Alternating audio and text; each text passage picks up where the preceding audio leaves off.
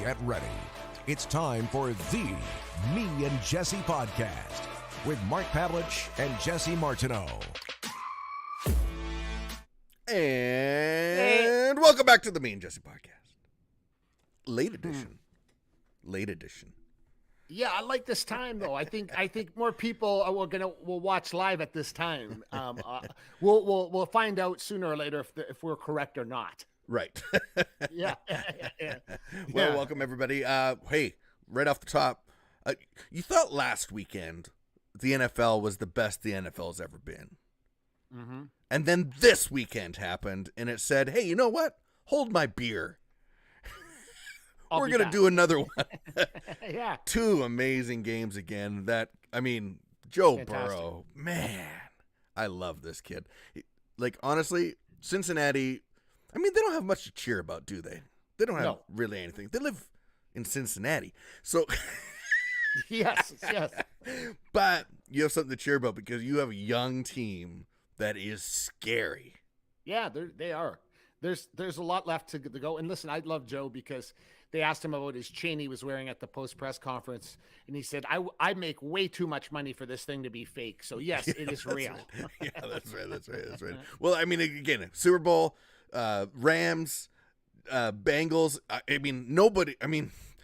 I think people thought Rams, okay, maybe they could sneak in there, but nobody knew what Stafford was going to do. And Stafford and Cooper Kupp is like the second coming of Peyton Manning and Marvin Harrison for some reason. Unbelievable. And it's ridiculous that this guy can play this well, but he can. The Rams right now are 4.5-point favorite, and I think that's fair, but the X factor that as we talk about in the UFC or boxing that he's got the knockout power. Cincinnati has a knockout power in them that they could run this thing up quick and shut her down. Yes, but there's a two-piece problem there. Donaldson and Von Miller. Yeah, Von Miller and Aaron Donald are definitely going to make Joe Burrow. That's a problem. They're going to make his life hell. That's a problem. And they have to. If they don't, if they don't, it's over already. You're right.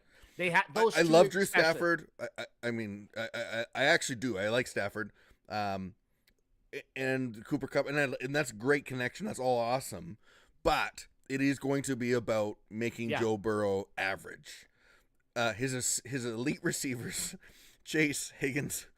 It's ridiculous. Joe Mixon in the backfield. This isn't a joke. Like, these guys are going to be able to move the ball. If Donald and Miller, though, can make him move, it's going to be a different game. And that's what has to happen. And I think everybody's kind of realized, okay, yeah, you know what?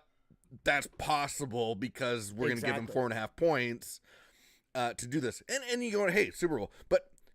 And you and I talked about this before the show. This is mind-blowing, but this is real, everybody. No player in NFL history has won the national championship, won the Heisman, or won the Super Bowl. All three. No player's ever won all three. Joe Burrow has the shot to do that in a couple Sundays. Isn't that crazy? That's crazy. That's absolutely nuts. I am jacked for this Super Bowl. I love the Super Bowl. It's my second favorite holiday. I say that on purpose, my second favorite holiday. It's not technically a holiday, but it is. Well, it is a holiday for me. Yeah. Because I take Monday off, too. Oh, that's awesome. That's awesome. Just to do the show. We'll only do the show, and that's it. I won't wake up till 2 p.m. But yeah, no, the Super Bowl is my second favorite holiday. I'm jacked about this one. I'm extra jacked about this one because I think this is going to be a great.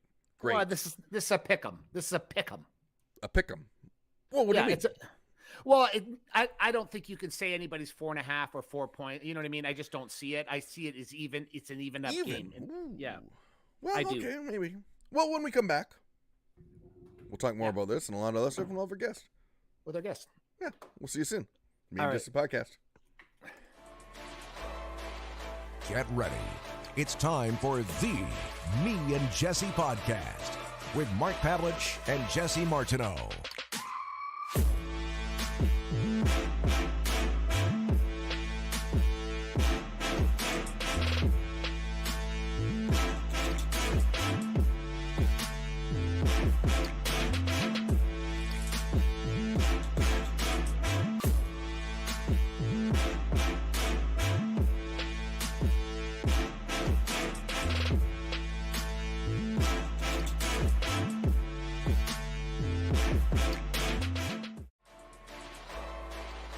Get ready. It's time for the Me and Jesse podcast with Mark Pavelich and Jesse Martineau.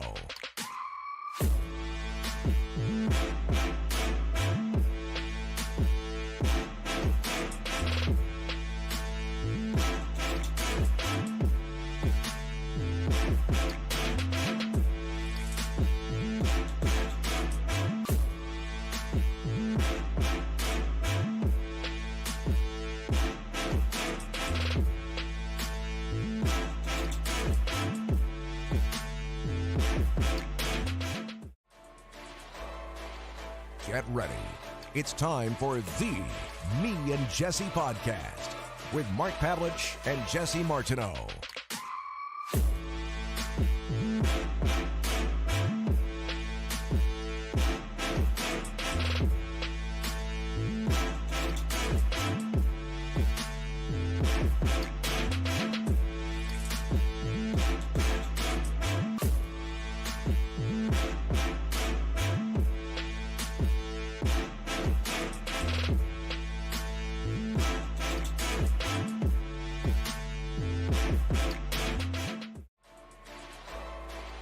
Get ready. It's time for the Me and Jesse podcast with Mark Pavelich and Jesse Martineau.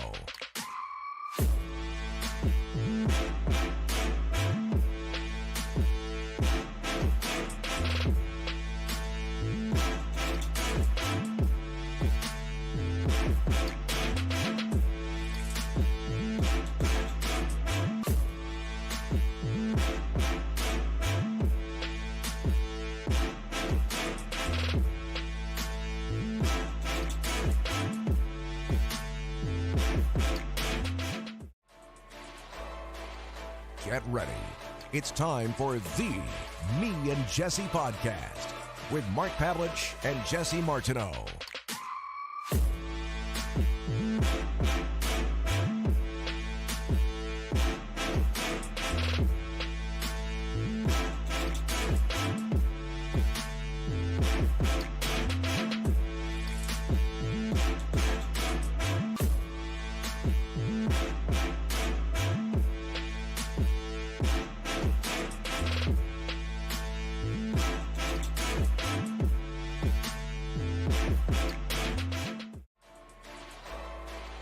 Get ready.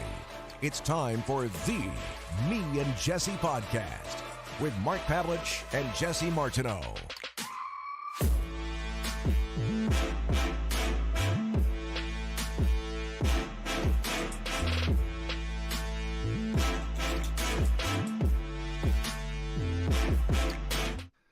Welcome to everybody from the far left. That's the big sexy in the Grove, Mr. Jesse Martineau, and our special guest today, Anthony Pretty Boy Taylor. What's up? What's good, man? Mark, Jesse, I'm doing horrible. My wife left me. What? She took the kids back to Mexico, served me with child support and alimony yesterday. Come on. No, dude. I'm just joking. Yeah, I was gonna say there's no way. There's no way this guy. I mean, unless it was really bad, and you're like, "Hey, man, this is a great thing." No, there's like no way this guy's this happy. If that really happened. Yeah. Correct. Now, we're good, man. Overall, I'm just in a happy place inside my head, and mentally, emotionally, physically, sexually, spiritually. I'm just in a good place. Has that been a thing for you though, Anthony? Like, since we're gonna go right off the top then, right? But has that been a thing for you over the last so many years, since about 2017, 18, 19, 20, 21? Is your mental health something that is something you have to stay super focused on? Absolutely. Being a fighter, especially staying relevant and staying at the top of the level, you have to be mentally ready. Yeah. Conor McGregor, you see where Conor McGregor went. Yeah. The success. You see, when you look at John Jones, when you look at Floyd Mayweather, you got to be able to balance it out and do the right things. When you're not doing the right things, you tend to, venture off like Conor has. Next thing you know, the positive things are not turning out to be positive. The things you're doing, the stunts that Conor was doing, getting arrested, is becoming a bad publicity. Yeah, absolutely. You don't now for yourself. How has mental health played a role in throughout your life? Like, have you ever gone through those tough times? Absolutely. You know, when you're going through those type of moments, you need a good support system. Yeah, that's true. Not just family, but great friends and teammate support. When I went through a very hard time in 2017, I was lucky to have someone like Antonio McKee who understood me, especially coming out as a fighter standpoint, as aspect of the game. Hey, it was more that, hey, I've been there, I done that.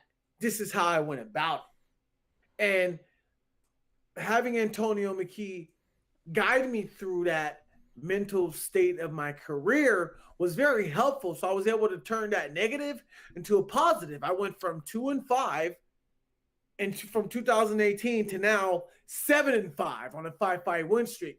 That led me to training with Jake Paul. That led me fighting in different venues because my mental state was so important. Antonio knew that you have to be mentally prepared to be in this game for such a long time. Absolutely. Now, talk about being mentally prepared. Now, it's more than just working out and stuff like that. It's we just lost Mark. He'll come back in a sec.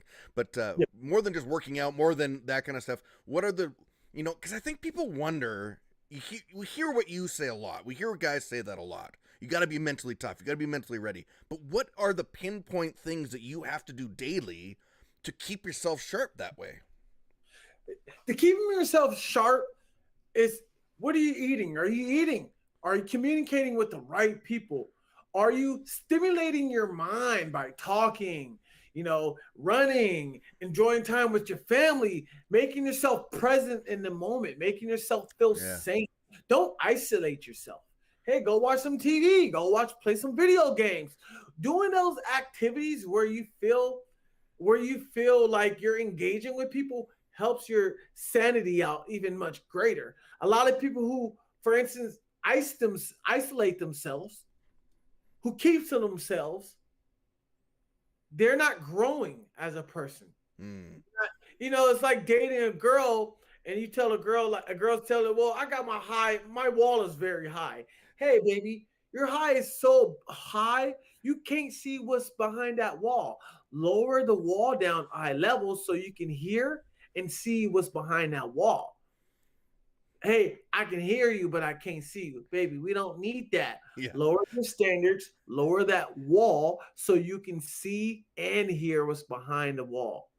Now, you mentioned spirituality, a big part of things too. And we talked with Antonio McKee last week, actually, and that was a big part of his life as well. So, where does that play in, to your life? Because, again, we hear it a lot, but it means a lot of different things for a lot of different people. No, absolutely. A lot of people have their own connection or spirituality with the higher up. Not everybody's going to be Christianity. Not everybody's going to be Muslim. Not everybody's going to be Hindu, or Jewish. I say, a lot of people ask me, hey, what are you? Hey, I'm Christian, but I have my own relationship with the Lord. Right. I might not go to church, but I ask favors for certain type of situations that I'm in. Right. And hey, my favors, for example, hey, when I'm going in the battle, hey, Lord, look after me, keep me safe, look after my family, make sure they're good when I'm going to battle. I don't ask for much, but my relationship with Christ and my Lord and Savior, that's my own personal relationship. I can't judge someone because they have a relationship with somebody different because I don't know that religion. Am I willing to explore and open myself? Yeah, if the possibility if it was to happen, sure. But I'm not seeking it, nor am I trying to bring other people from religion to my religion. Right. I respect your religion. I respect your pace, your space.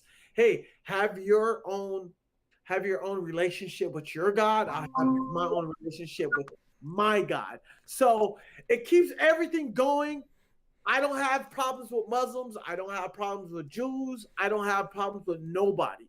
Catholics, I have my own relationship with God. So I tell people, hey, I have my own relationship. Yeah, that's awesome, man. That's great. And spirituality plays a big part in that too, with all those other things we were just talking about with, even mental health and stuff like that as well. So that's That's really cool.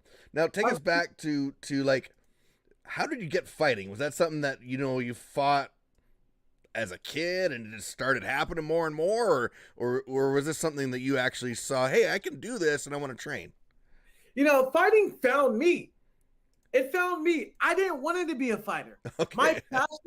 My passion, my goals, everything what I wanted to do in life was to be an actor. That was my goal. Wow. That was I wanted to be an actor. As a kid, my older brothers were like, "You're gonna be a fighter one day." But you know, I'm like, I'm not paying attention. I'm like, I'm 12, 13. I'm not paying attention. Yeah. But in high school, you know, I wanted to be in the NBA. That was one of my favorite things. But reality kicked in when you become a senior. Hey, you're 5'6". You're not even playing a game. Yeah. So that right there was always acting being my passion. 2013, I started training MMA. A gentleman approached me named James Lee Hardman from Stockton, which I was living in at the time. He said, "Hey, I noticed that you go to the gym, you play basketball every single day. You seem like you're determined to play basketball. Have you ever thought about doing MMA?" Me personally, I'm like, what the hell is MMA? Yeah. So he introduced me to it. I happened to fall in love with it. The first thing he shows me is Bellator MMA before even UFC.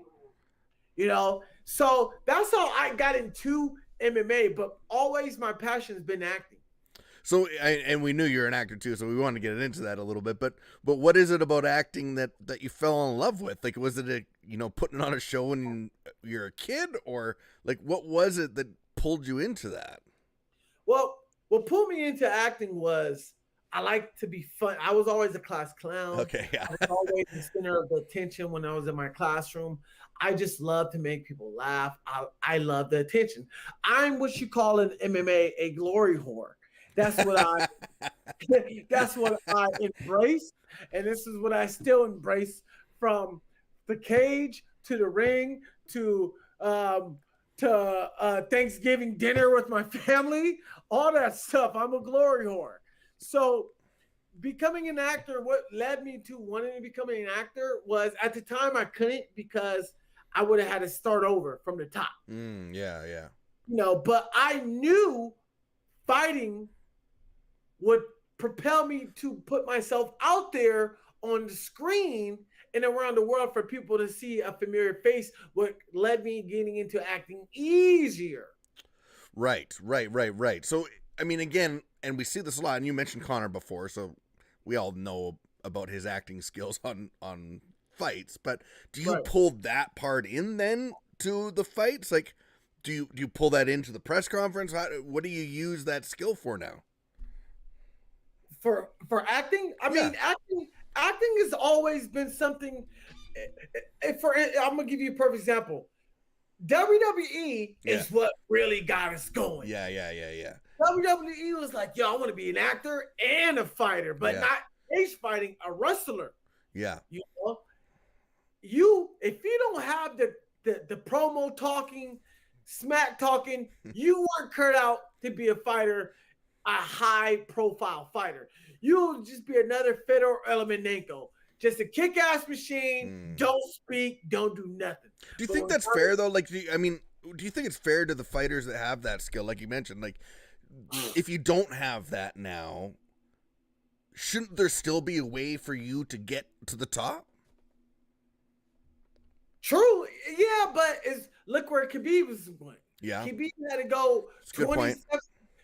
Khabib had to go 27 fights in his career before he got to that level. Yeah, opposed to Sean O'Malley went 9 fights in his career and see where he's at in his level. Well, that's what I mean though, because it seems like if you can talk, you will get like 9 fights, and you're already at that same level.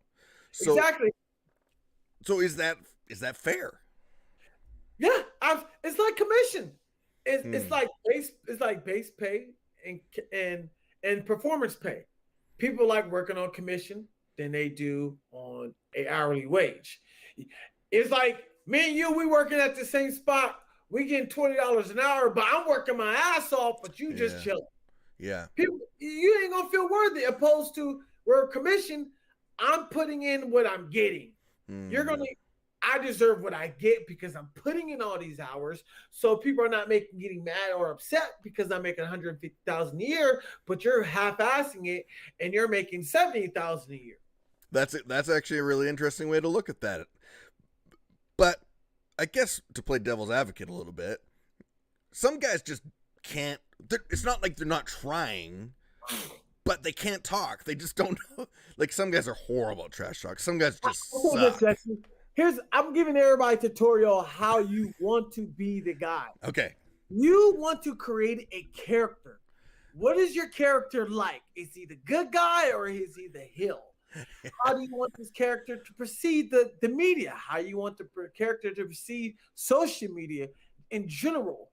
Build around this character. Stay consistent with this character from the beginning of your career, either boxing or MMA. From your amateurs to now, you stay consistent with that character that you're building, even if it's corny. People will rely on facts. Hey, this guy never really spoke nonsense. He's been consistent since his amateur days of speaking like this. I kind of get it.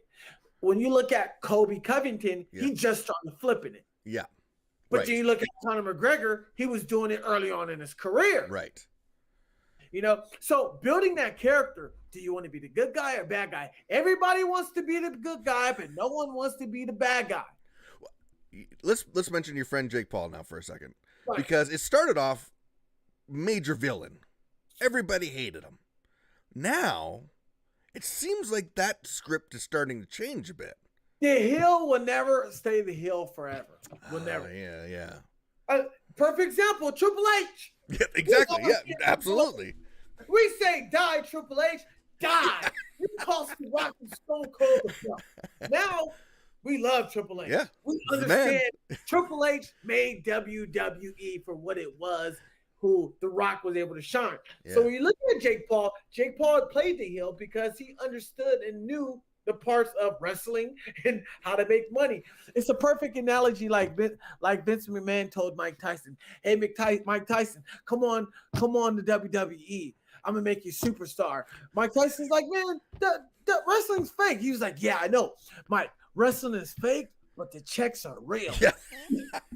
You know what I'm saying? Yeah, you got to understand that analogy. You got to understand playing a character is like acting. We know you're acting when you're fighting, when you're getting ready for a fight because you're in fight mode. We get it. Yeah. Everybody knows when it's the fight week, you're in fight mode. You're playing your character. Outside of that, we know you ain't like that. When you meet Kobe Covington outside of camp and he's just chilling with his friends, he's probably one of the sweetest guys you ever meet. Right. But the character is what we want to pay for. But the character is what we all look forward to seeing. We're all glory whores. We all want attention in somewhat in our mind. We love seeing that. When we look at wrestling, it's that character we see. Yeah, absolutely. And I was in it in those days with The Rock and Triple H and Stone Cold, and the glory days, I called it, because every minute of that show was pure entertainment. It was, you were on your heels, and then you get older, you realize, like, hold up, they shot this shit before. They made this wasn't live. Yeah, it was taping 2 to 3 days before it aired. Yeah, that's right. We didn't care. It didn't matter. We didn't care. So how'd you team up with Jake Paul then? So funny thing is, I met this guy named Donna Corby from MMA Island at the time on social media, and Donna was interviewing BJ Flores, who I didn't know who BJ Flores was. So I comment on, Donna's Twitter page since he was already, BJ Flores was in Jake Paul. They were tagged in on Donna's thing. Donna was talking about Jake Paul. I comment on Donna because I'm thinking Donna's going to break the news to let MMA Island know that I want Jake. So I said, hey, tell Jake stop being a little bitch and come fight a real master. Yeah. Come fight me. So surprisingly, BJ Flores, who is Jake's Paul head trainer, sees that. Messaged me underneath, said, hey, if you want to fight Jake, come on down to Miami. Wow. So I messaged BJ like, hey, let's go.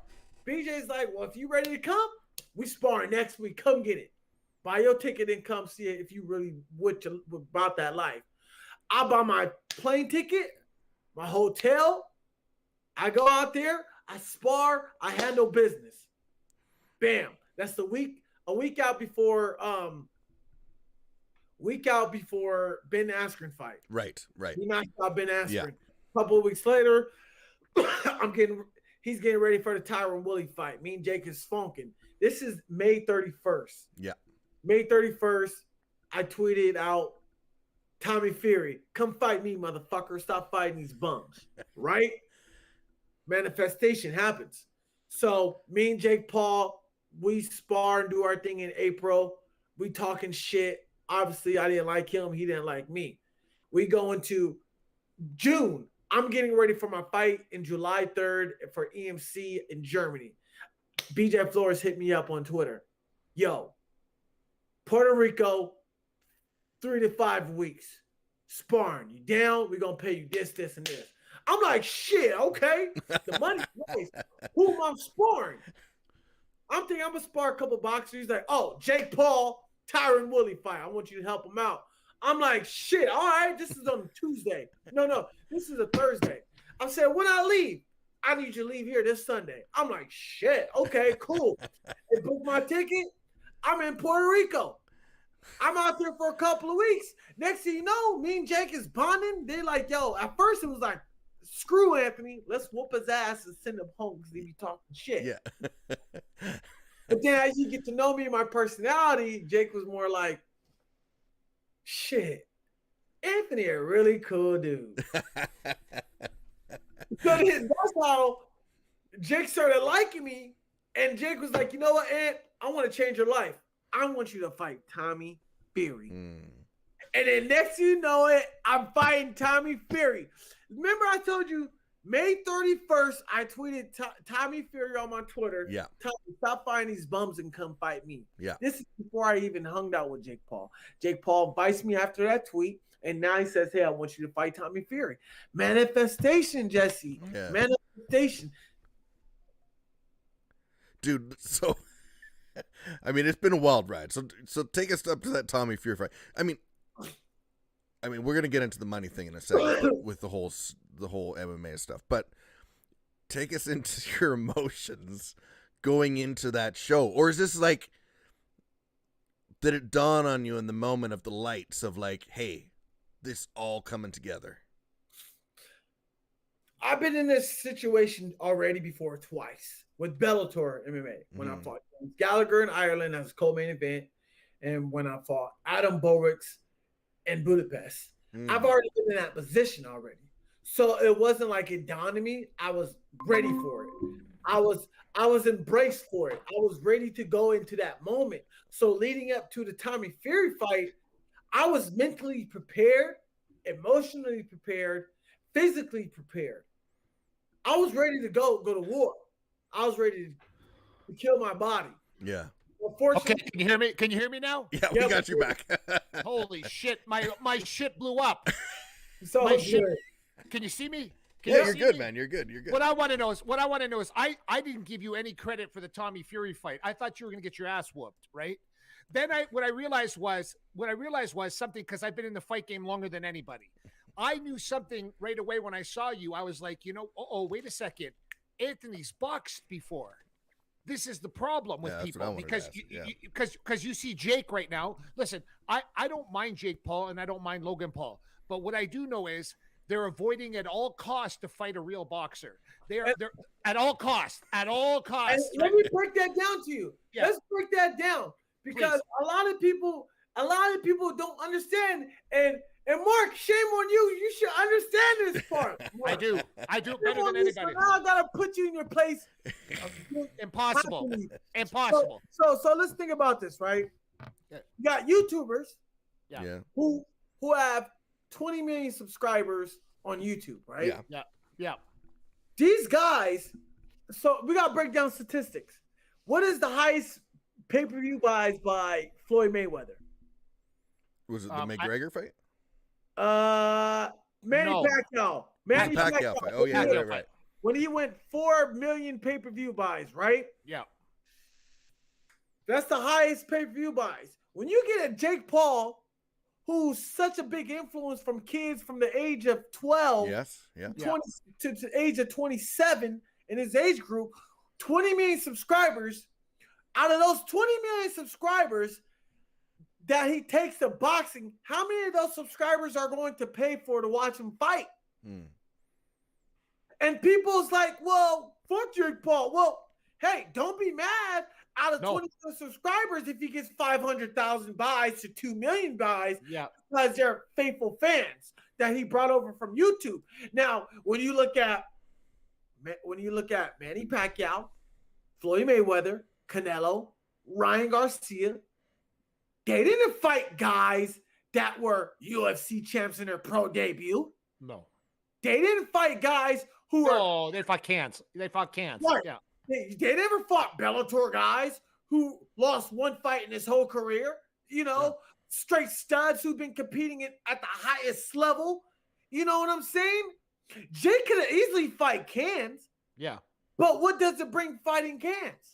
No, he jumped the line. He picked the right names. He jumped the line. He jumped the line, and good for him. And I'm not putting him down in any way. When you look at Tyron Woodley, I guarantee you Tyron Woodley could beat the first 10 opponents that Canelo first fought. Oh, 100%. 100%. So people take that away from Jake, because Jake is like, hey, instead of fighting cans in Mexico. Yeah, he could have. I see your point. I can fight UFC legends who's been competing for the past 30, 40 years in a cage, kickboxing, boxing. I'd rather fight those type of guys than fight cans. I'd rather fight people with the motivated warrior spirit. You fight cans are meant to lose. Well, it's funny. I saw that in the gym when I was in Johnny Taco's gym in Las Vegas many, many, many years ago. I was about 40-something years old, and I sparred with a former UFC champ. And that the former UFC champ didn't recognize that I was the guy that owned the MFC. Okay. So they said, hey, Mark, do you want to spar this guy here? And I said, nah, no problem. I didn't even look. I said, no problem. He's an MMA fighter? No problem. So I went in the ring and I sparred around with this former UFC fighter, and he didn't do so well. And then after I took my headgear off, he said, oh, my God, you're Mark Powell, the promoter of the MFC. And I said, yes, because even before, I used to train and manage Jason McDonald in the UFC, and I was his sparring partner when it came to boxing. And I used to tell him all the time, Jason, do you understand, like, you're getting your ass whooped by your trainer and manager? That makes no sense. So I tried to explain to him that MMA fighters have a very delusional outlook on what stand-up fighting actually is until they actually fight a real boxer. Well, and then not to cut you off, Mark. Like, for instance, you're the guest. You're allowed to. So when you look at pedigrees, like, for instance, Aaron Pico, a good buddy of mine, even though he left to another camp. Yeah, Aaron Pico was a great wrestler coming up, but he also was a great amateur boxer. Loaded gloves, nationals, and boxing. That's huge. He could have went boxing. So he had those two sports opposed to kids who just did wrestling, kickboxing growing up. Yeah. Right. So if you're like Aaron Pico, hey, you're boxing in the morning for 2 hours, and then you're going to wrestling class at night for 3 hours. Perfect combination. Every single day, yeah. But if you're talking about you got kickboxing in the morning and wrestling at nighttime, your mindset, you're not focusing on just hands. You're just focused on hands and kicks and wrestling. So the difference of Aaron Pico versus Josh McDaniel, the repetition. So now when you look at Jake Paul, I've sparred Jake Paul many times. I personally say it's scary how fast his growth is, because he's grown so fast in boxing, very fundamentally. Now, Jake Paul, it's what you say, Mark. You tell all your fighters, hey, learn the basics before you start putting your own flavor into it. Correct. Jake Paul has not even put his own flavor yet. He hasn't broke. He doesn't. That's because trainer has made sure that he knows how to throw a jab. He knows how to throw a right hand. And that's basically it. There's nothing more than that. There's but look where his IQ is now. His IQ. You feint Yeah. again, got Tyron Woodley to drop his hand, overhand right. Pow. So people are getting mad at Jake Paul because he hasn't fought a real boxer, but he's 5-0. Why did you need to fight a real boxer, a contender?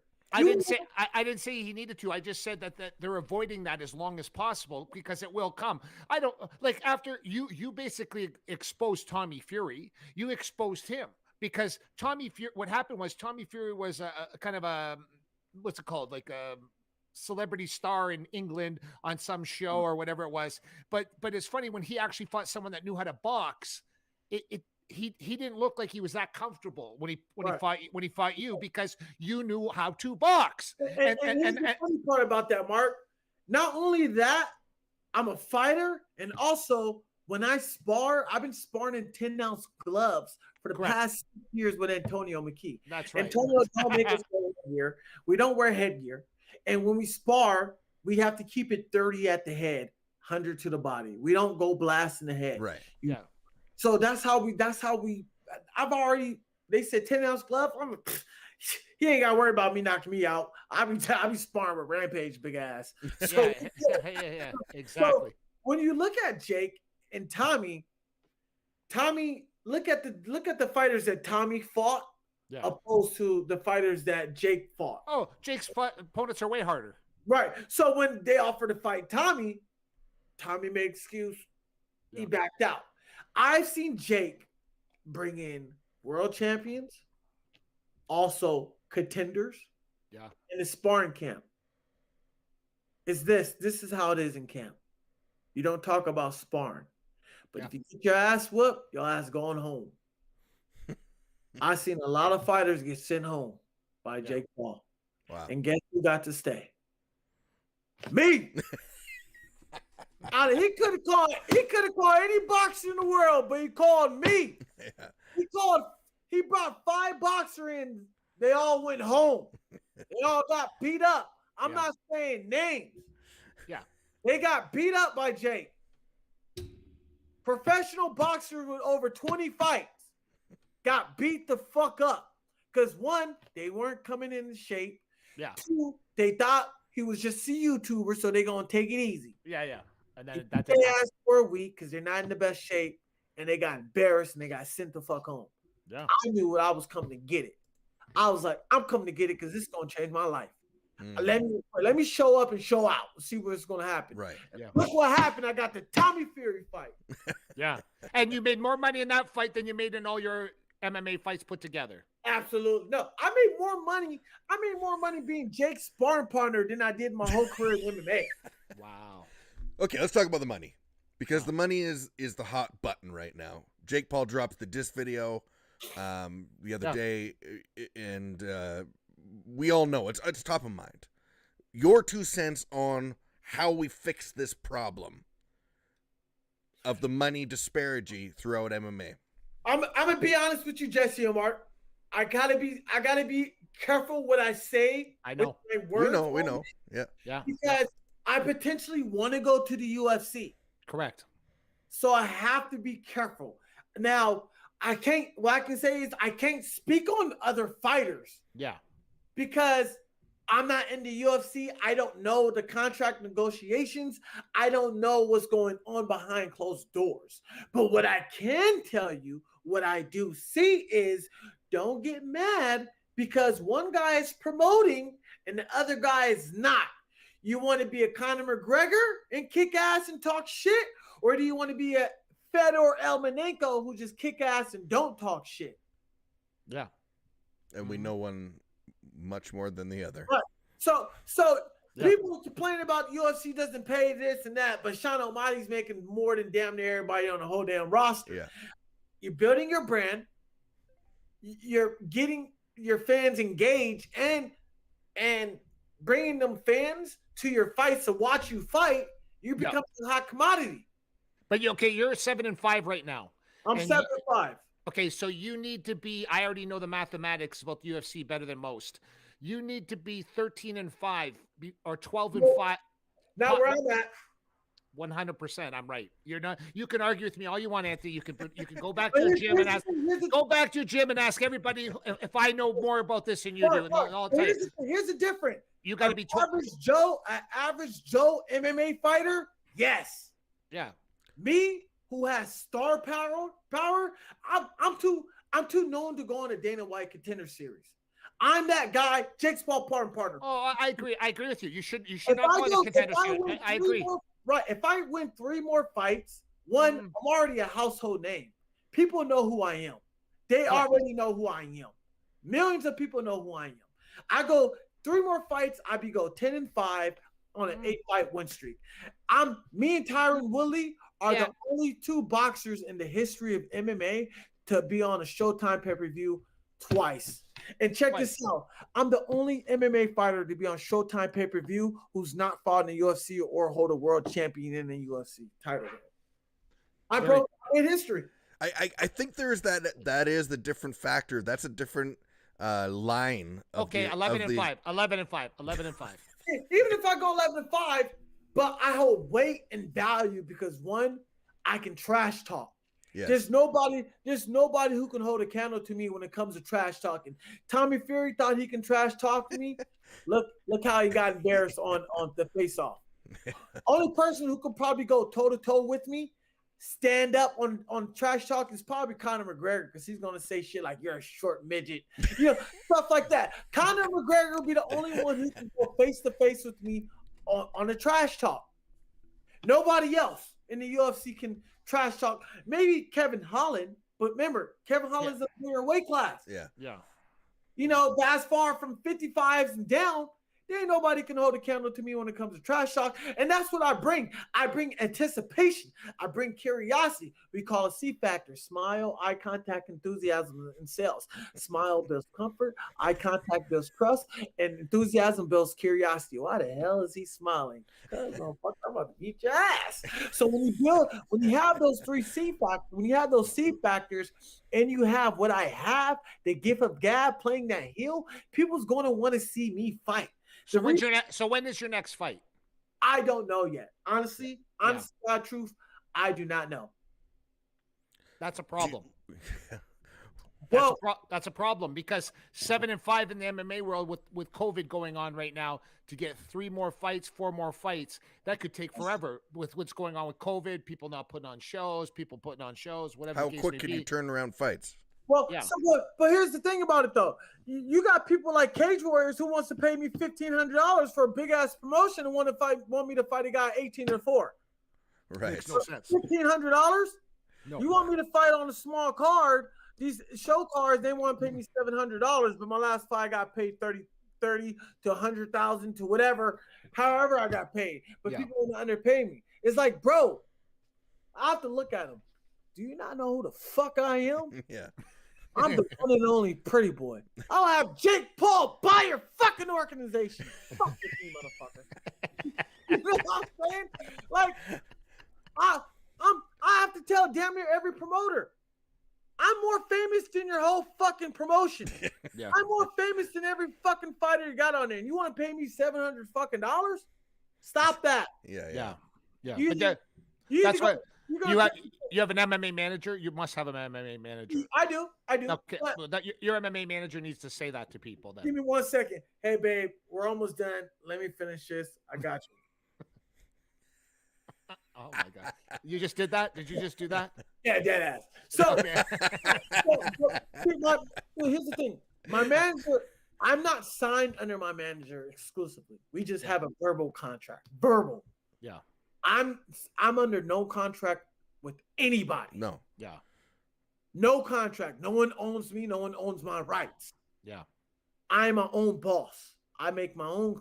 I cut my own checks. I do whatever the fuck I want to do, excuse my language. But I understood this game because Antonio McKee taught me the game.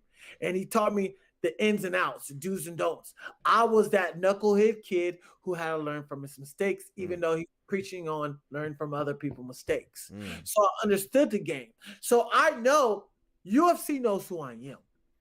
Regardless, Jake Paul, when you think of Jake Paul, an MMA fighter, they know who I am. They're not stupid. You'll be a fool to be like Dana White. Do you know who the Anthony Pretty Boy Taylor, Jake Paul training partner?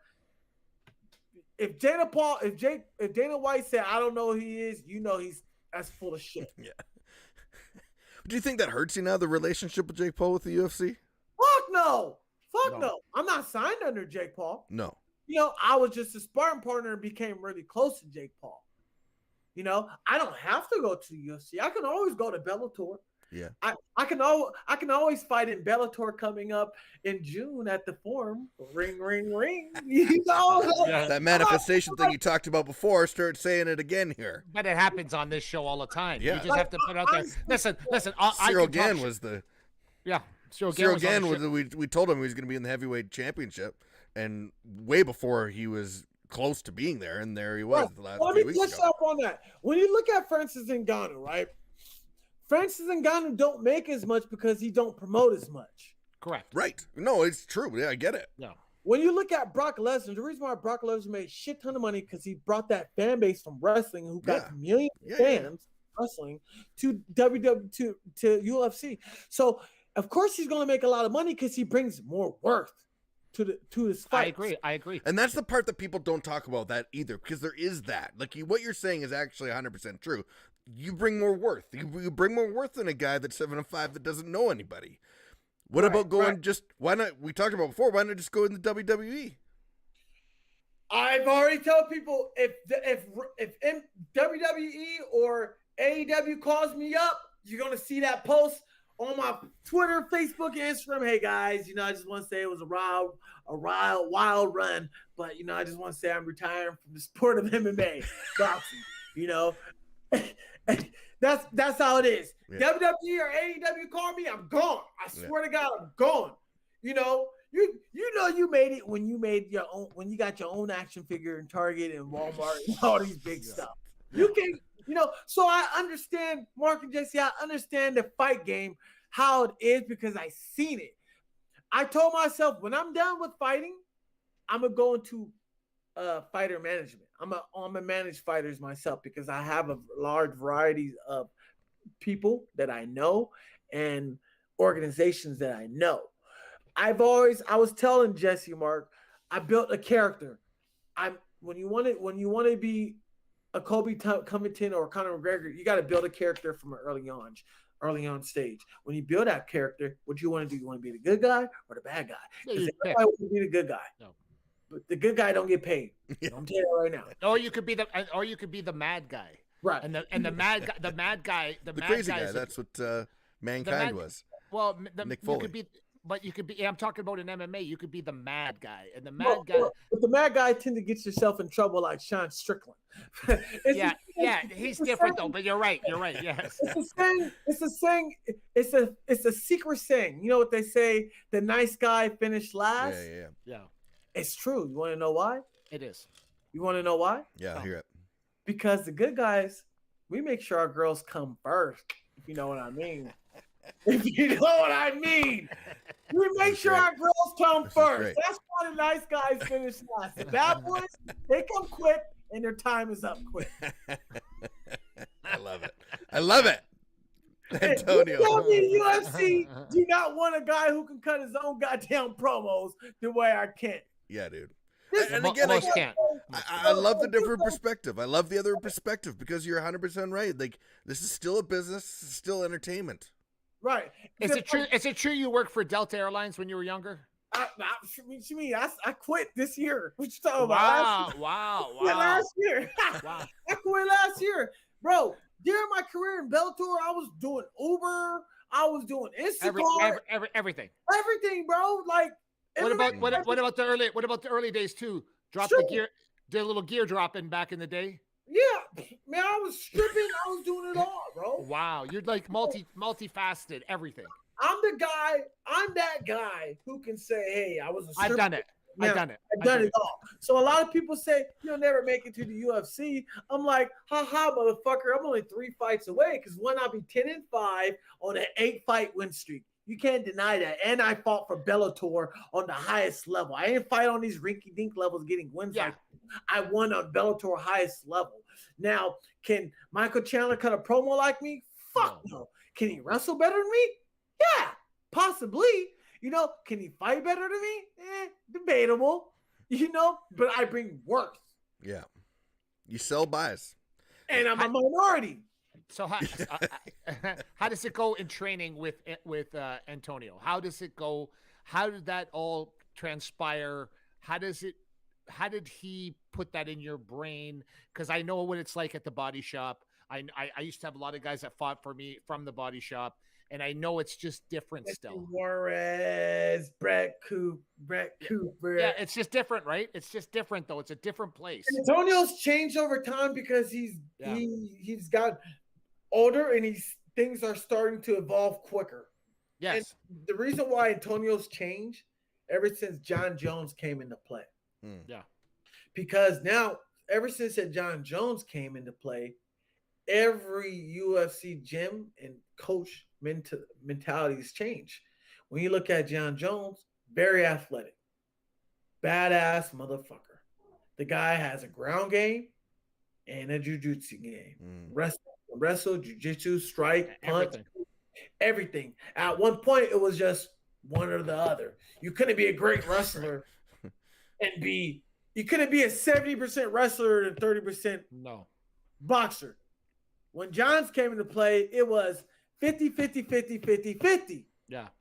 I can box 70, I can wrestle at 70, I can jiu-jitsu at 70, and I can kick at 70. It was an even scale. So now as that time comes with John Jones coming in, you know, you had to think smarter. I need to train my fighters differently. So, you know, as Tone got older, fighting has changed, you know. Antonio's trained us differently. He's trained us not to get hit. Yeah, we're a wrestling team. Based, yeah. We're a wrestling based team, but we're not going to wrestle. Yeah, you can wrestle anytime. You can wrestle anytime. AJ's a wrestler, but AJ do not like to wrestle. Yeah. He's the best 145er on the planet, undisputed. Yeah. AJ don't like to wrestle. He want to get knocked out. Antonio trains us to not get hit. That's his goal. That's his job. Yeah. I train you not to get hit. If it's getting salty, give me that look and wrestle. Yeah. Wrestle your ass off because he's not going to be able to be a better wrestler than you. Yeah, it's true. And if he is, he's definitely not going to be able to take you down. I agree. You know, that's how it is. If he's a better wrestler than you, best believe that he ain't better takedown defender than you because he ain't going to be able to take you down. And if he doesn't take you down, best believe he ain't going to be a better striker than you. What would you fight at? What would you fight at in UFC? 155 or 145? Shit, show me the money. I'll fight at 145. Could you make it? Yeah, I can make it. Shit, I just need a 4-month camp.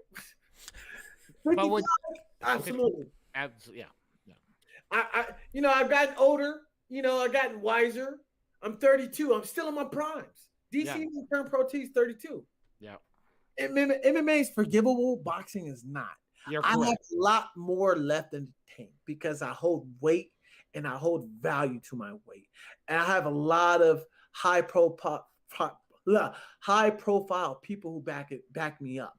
The proof is in the pudding. A lot of people say, hey, you're cocky. Hey, I can be cocky. I can sound cocky because I earn it. I understand why rich motherfuckers act the way they act because they worked hard for their shit. Yeah. They bust their ass off. They gave up their childhood to become multi-millionaires and billionaires. So, baby, don't tell me why I act so cocky because I work for this shit. Yeah. How many times a week you train? Shit. When we're in camp, or when we're not in camp, 4 days a week. Okay. When you're in camp? 6 days a week. Okay. Twice a day. Awesome. That's not, I mean, you guys aren't messing around. But it's not what you do as camp, it's what you're doing outside of camp. I agree. Are you eating? Are you staying mentally prepared? Mentally stimulated. Are you doing those things that's keeping your body healthy? Sure. No, that's what's going to make you a better fighter. Not what you're doing inside the camp. It's what you're doing outside of camp. Are you making yourself better? Well, definitely. Anthony, we know we're gonna see you on something big. There's no question. You guys, and I gotta go pick up my wife. Yeah, no, yeah, we know. Of course. Thanks so much for spending the time with us. But we Hey, man, honestly, you guys. Yeah. Hey, I love this. Let me know when it's up so I can post this on my YouTube channel too. It's live right now. So people understand. See me that link. I'll have my guy. Bam. Absolutely. I'll subscribe to you guys' YouTube channel. Man, you guys are very. Hey, man, I love it. If you had a promotion going on right now, Mark, I would definitely sign with your promotion. I know. That was a long time ago, man. We've been trying. And never to come back. We tried. We tried a lot. Hey, you can have Antonio run MFC. Listen, Antonio knows when the godfather of Canadian MMA was taking care of business, he was fighting for me. And Dana White said, that guy's never fighting in the UFC. Never. And I said, sign with me, Antonio. It'll take me 1 year and you'll be in the UFC. It took 1 year. He was in the UFC. That's how it works. Well, I appreciate you guys, man. Let's keep in touch. We're family absolutely. now. You guys Okay, are my family.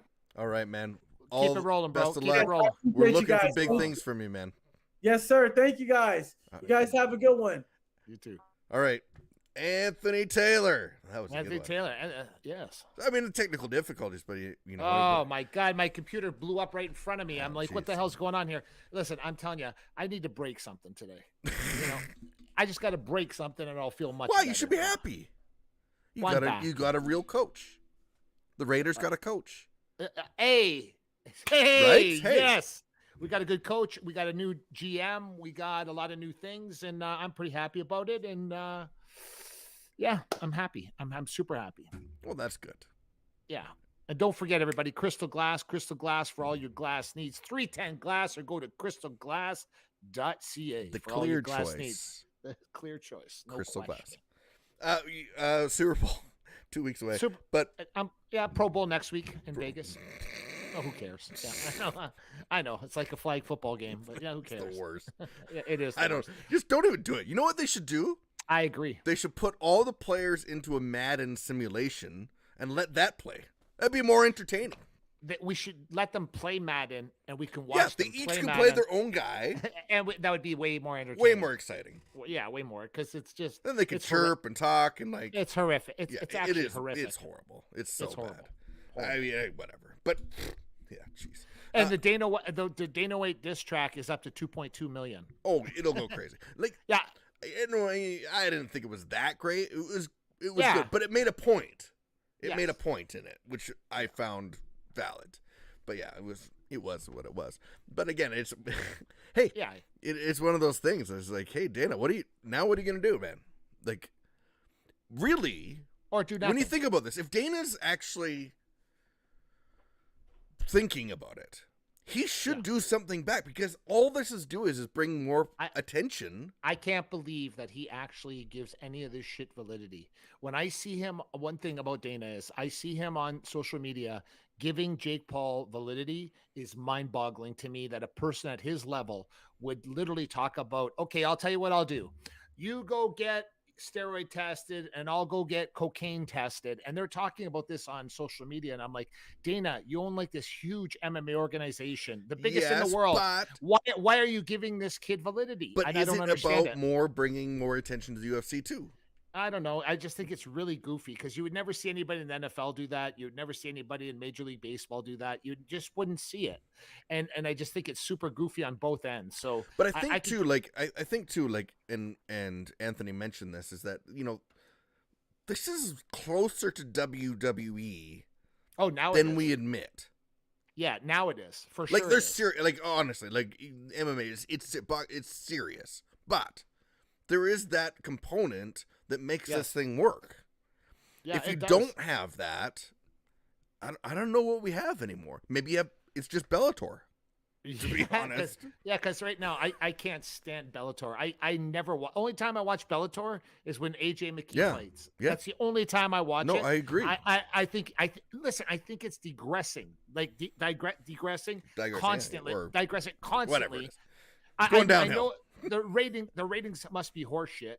They're owned by Viacom, which is a gigantic company that hasn't had the sense to hire a proper promoter for their organization. Scott Coker is a good guy. He's a horseshit promoter. He always has been. He's never been good. And you think Well, to so I'm yourself, sitting there today. I'm like, oh boy, this guy looks yeah, bored. just so disinterested, right? And it's not even putting him down. It's the absolute truth. And I've never wavered from it. So it's not like I'm like when I owned the MFC, I used to say he's the worst promoter in the world because he just seems so disinterested. He can't sell anything to the fans. Well, that's what I think that, and Anthony said too, is like there has to be a character at the helm. Correct. And Dana he's one of the greatest of all time as a promoter. And you just don't see anybody else doing that. And it's really in boxing. You remember Don King. You remember that's what I say. Yeah. Don King was amazing. It was fantastic. You knew Don King sometimes and not the fighter. That's right. I mean, not really. You watched. He got the best, but you knew who Don King was. That's right, and you watched. And right now, Eddie Hernan boxing from England is fantastic, but his approach is much different. He comes more from a smooth, and he's cool, but you still watch him. But you still watch him, and he's but still it's the swagger, right? Like he's got a swag. Yeah. But most other guys they just don't, and Coker definitely does it. He is like watching paint dry. Like he's horrible, man. He's horrible. Well, I think that it's an interesting time for sure for MMA because it's new still. This hasn't been around for 100 years. This is new. You're right. It has 20 years still, really. Yeah, 25 years. Like really. That's new. That's fledgling. That's nothing. Yeah. So it's going to be interesting the next 5 years to see what happens because, hey, I honestly, everyone always wondered, like, what's going to happen when Connor goes? What's going to happen when Connor goes? Well, this kid named Jake Paul started to fire things up.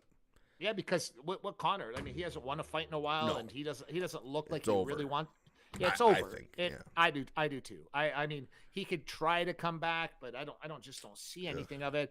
And Nate Diaz he's pretty much finished too, in my opinion. And it's like O'Malley is interesting. Yeah, he's interesting. Yeah. But I don't know if his skill level is as good as like these other guys. So I don't know. We'll see. Like I said, they need guys. They need guys that are going to talk. They need guys that are going to fight.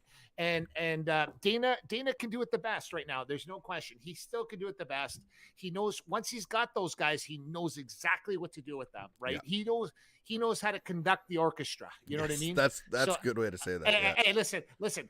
How does he not know how to conduct the orchestra? When Connor threw the dolly through the window of the bus, everybody's like, "Oh my God, that's so traumatic." And then the next UFC promo, that's in the promo. It's in the promo. It's in the promo. It was a WWE show. Yeah, throwing the dolly through the bus, and I'm like, see, us guys that actually know how to promote in the world, we knew that. Like, I would never not put that in. Yeah, like, I would. That would have been that's the gift that plays constantly. Yeah, that's right. That plays on loop. You know what I mean? Like, and then people's faces inside the bus going, "Oh my God," and that's kind of how it would work. And unfortunately, these other guys don't know how to do that. Well. Thanks so much, Mark. Thanks so much, Anthony, for joining us tonight. I hope you make it in there because I'd love to hear you at a press conference. He'd be a lot of fun. He'd be a lot of fun. And don't forget, next week we have UFC veteran and now UFC commentator Eve Edwards on the show. Oh, nice. Next week. Yeah. Yes. Yeah. Until then, that's Mark Pavelich. I'm Jesse Martineau. This has been Me and Jesse Podcast, late edition. Yeah. We'll be back at 5 on next Monday. Peace out, everybody. We'll see you later. See you later. Thanks for watching the Me and Jesse podcast. Follow us at facebook.com/Me and Jesse.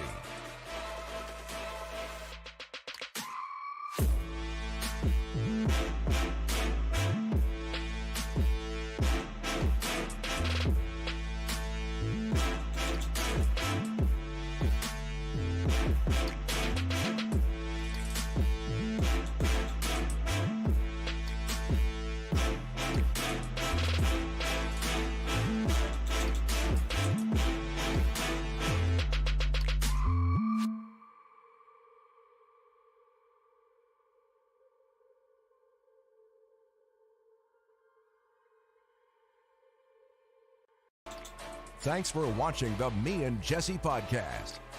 Follow us at facebook.com